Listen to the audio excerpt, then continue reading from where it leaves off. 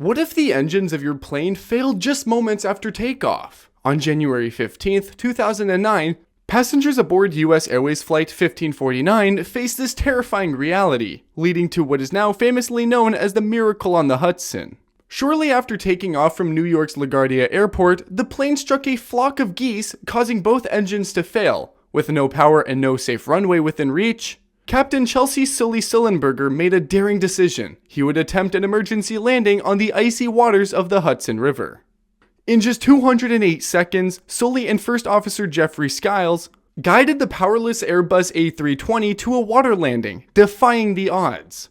The plane touched down smoothly on the river, where it stayed afloat long enough for all 155 passengers and crew to evacuate. Rescue boats arrived within minutes, pulling people from the freezing water and ensuring every life was saved. This incredible rescue mission was both a testament to Sully's skill and composure and the quick response of New York's emergency services.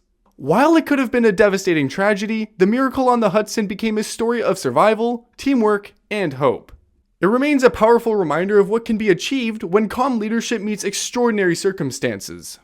What would you do if a toddler fell into a dark, narrow well with seemingly no way out? That was the heart-stopping situation on October 14th, 1987, when 18-month-old Jessica McClure slipped into an 8-inch wide well in Midland, Texas, sparking a dramatic 58-hour rescue mission that captivated the world. Jessica fell 22 feet below the surface, trapped in a cold, cramped space with little room to move. As news spread, a massive team of first responders, drilling experts, and volunteers worked tirelessly to save her. The rescue was fraught with challenges like the well was too narrow or any adult to descend, and fears of triggering a collapse loomed over every move. Rescuers devised a bold plan, digging a parallel shaft beside the well and then tunneling horizontally to reach Jessica. As the clock ticked, oxygen was pumped into the well, and rescuers carefully monitored her condition. Finally, on October 16th, after nearly 3 days of painstaking effort, Jessica was lifted to safety, her tiny face covered in dirt, but alive. This rescue was a testament to human ingenuity and determination, uniting a nation in hope. Jessica, dubbed Baby Jessica, became a symbol of resilience. And the event highlighted the power of collective effort in the face of unimaginable odds. Her story remains one of the most unforgettable rescues in modern history. What if you were trapped underground for 69 days with the Earth itself as your prison? That nightmare became a reality for 33 miners in Chile on August 5th, 2010, when a catastrophic cave-in at the San Jose mine left them entombed 2,300 feet below the surface. Initially, it seemed impossible that anyone could survive. For 17 agonizing days, the miners were presumed dead until a small borehole reached the refugee and returned with a note, "We are alive in the shelter, all 33 of us." The discovery sparked a massive global rescue effort. Engineers worked around the clock, drilling a larger shaft wide enough to bring the men to the surface. As the days stretched into weeks, the miners displayed extraordinary resilience, rationing meager supplies and maintaining hope. Meanwhile, the world watched, captivated by their courage and the Herculean efforts to save them. On October 13th, 2010, after 69 days underground, the first miner was brought to the surface in a specially designed capsule. One by one, all 33 miners were lifted to safety in a rescue operation hailed as a miracle. The Chilean mine rescue wasn't just a story of survival, it was a triumph of human determination, engineering brilliance, and unyielding hope. It proved that even in the darkest depths, the human spirit can shine. Imagine a group of boys and their coach venture into a cave for what should have been an afternoon of fun, only to find themselves trapped deep underground by rising floodwaters. This was the harrowing reality that gripped the world in June 2018, when 12 members of the Wild Boar soccer team and their coach became stranded in Thailand's Tam Luang cave. What began as a local rescue effort quickly escalated into a global mission. The boys were stuck over 2.5 miles from the cave entrance, with twisting passages, complete darkness, and surging water standing between them and safety. For 9 agonizing days, there was no word until divers reached them, huddled on a small ledge, hungry but alive. The challenge wasn't over. Getting the boys out required navigating dangerous underwater passages that even expert divers found treacherous. An international team of rescuers worked tirelessly, devising a daring plan to sedate the boys and guide them out one by one. Over 3 tense days, the world held its breath as each boy was brought out alive. Against all odds, every member of the team was rescued, marking a miraculous end to a seemingly impossible mission. The Thai cave rescue wasn't just a story of survival. It was a testament to courage, ingenuity, and the unbreakable power of teamwork in the face of overwhelming odds. What happens when the dream of walking on the moon turns into a battle to stay alive in the void of space? That was the chilling reality of Apollo 13, NASA's ill-fated lunar mission launched on April 11, 1970.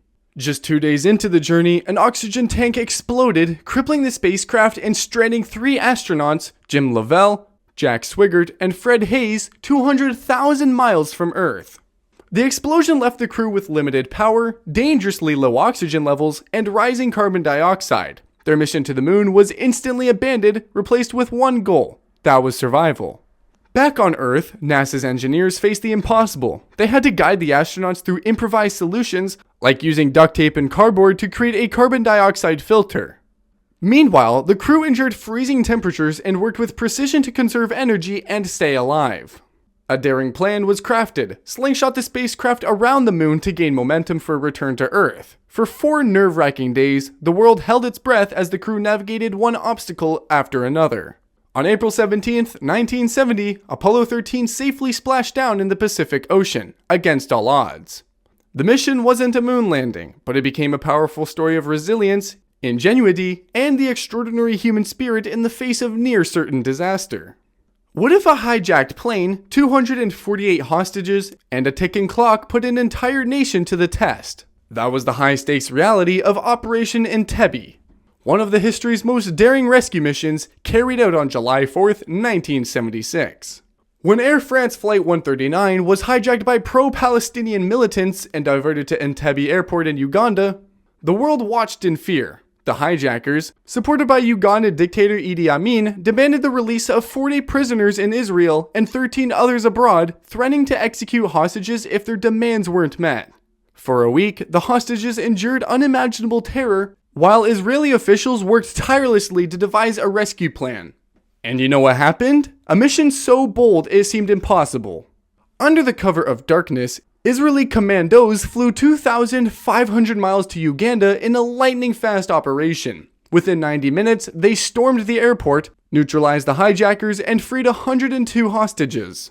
The mission wasn't without loss. Yonatan Netanyahu, the mission commander, tragically died, but its success stunned the world. Operation Entebbe demonstrated unparalleled military precision, bravery, and the refusal to negotiate with terrorists. It remains a symbol of Israel's commitment to protecting its citizens no matter the distance or danger. This daring rescue wasn't just a victory, it was a message that hope can prevail even in the face of overwhelming odds.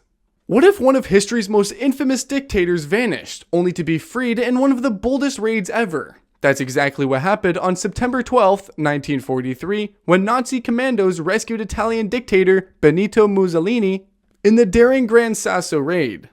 After Mussolini was overthrown and imprisoned by his own people, he was held in a remote, heavily guarded hotel atop the Gran Sasso mountain, thought to be impossible to reach. But Adolf Hitler had other plans. Determined to restore his ally, Hitler ordered an audacious rescue mission that defied all odds. Led by Otto Skorzeny, a group of German paratroopers and commandos launched a daring assault. Using gliders to silently land on the mountain, they caught the guards completely off guard. In a matter of minutes, without firing a single shot, they overpowered the defenses and freed Mussolini. The raid wasn't just a military success, it was a propaganda masterpiece. Mussolini was whisked away to safety, reinstated as the leader of a puppet state, and Hitler showcased the rescue as proof of Nazi superiority. The Gran Sasso raid remains one of the most shocking and meticulously planned operations of World War II, a stunning blend of military precision and psychological warfare. It was a dramatic twist in history, proving that even the most well-guarded prisons can be breached. The depths of the Barents Sea became a silent tomb for 118 sailors when the Kursk submarine, the pride of the Russian Navy, suffered a catastrophic explosion on August 12, 2000. What followed was a desperate, heartbreaking rescue attempt that captured the world's attention. During a naval exercise, 2 explosions rocked the Kursk, crippling it and sending it to the ocean floor. While most of the crew died instantly, 23 sailors survived in a rear compartment, clinging to life in freezing, oxygen-depleted conditions. As hours turned into days, their chance of survival grew slimmer. The Russian Navy scrambled to mount a rescue, but outdated equipment, poor coordination, and refusal to accept international aid delayed efforts. Rescue submersibles repeatedly failed to dock with the submarine's escape hatch, and harsh weather only worsened the situation. Finally, 9 days after the disaster, international divers reached Kursk, but it was too late. All 118 sailors had perished. The tragedy exposed deep flaws in Russia's naval infrastructure and sparked global outrage over the government's slow and secretive response. The Kursk disaster remains a haunting reminder of human vulnerability against nature's extremes and the devastating cost of bureaucratic inefficiency. It's a story of loss, resilience, and the sobering lessons learned at the cost of 118 lives. Which rescue mission story impacted you the most? Share your thoughts in the comments below and let us know if you'd like to see a part 2 exploring more rescue missions.